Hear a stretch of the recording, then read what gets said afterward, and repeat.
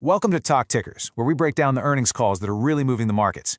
Today, we are diving into Charter Communications. They just dropped an earnings report that honestly should have sent the stock into a nosedive, but it didn't, and we're going to get into exactly why. So, at first glance, the numbers look pretty rough. Charter missed on earnings per share and on total revenue. That's usually the perfect recipe for a really bad day on Wall Street. And yet, the market saw something totally different, sending the stock soaring up over 7.5%. So that brings us to the big question, right? When the headlines are all screaming miss, but the stock price is shouting buy, you know the real story is buried somewhere in the details.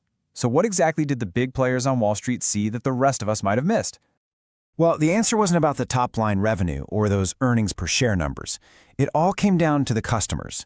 See, to really understand this rally, you have to look past the main financial numbers and dig into the subscriber metrics. That's where you find the real health of the business. Okay, so first up, internet customers. Now, I know what you're thinking.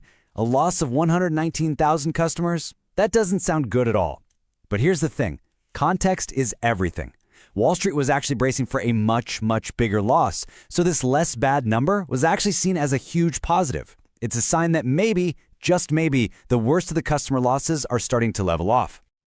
And while the core internet business was holding the line, the mobile business was just on fire. Charter added a massive 428,000 new mobile lines.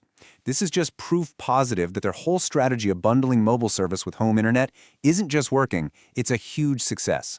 It makes their customers stickier and way more valuable in the long run. And then we get to the biggest surprise of the entire report.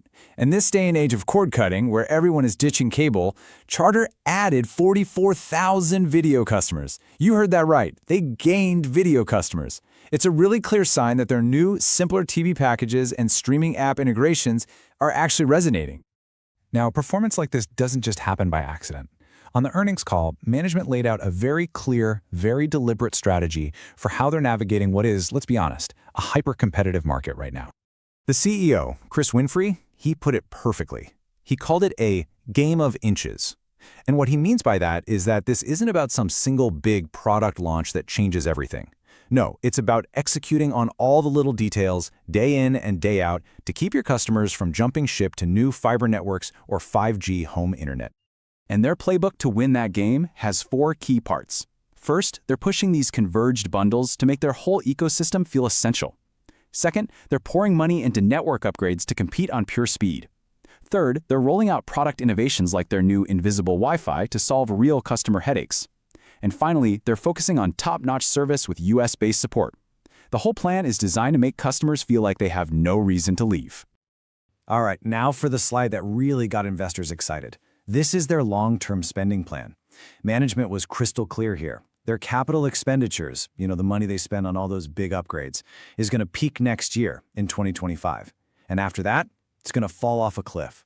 And to Wall Street, that signals one thing, and it's a big one. A massive tidal wave of free cash flow is on the horizon. So, let's put this all together. What does it all mean for the future of the company? Well, that brings us to our final section, the next call. This is our take on what you should be watching for with Charter going forward. Looking ahead, we think the battle for internet customers is going to stay really tough, but that strength they're showing in mobile should be enough to help them squeeze out a little bit of profit growth. We see the stock probably trading sideways for a while, kind of caught in this tug-of-war between the short-term competitive fight and that really attractive long-term cash flow story. And for all those reasons, we're rating the stock market perform. And as always, please remember, this is not financial advice.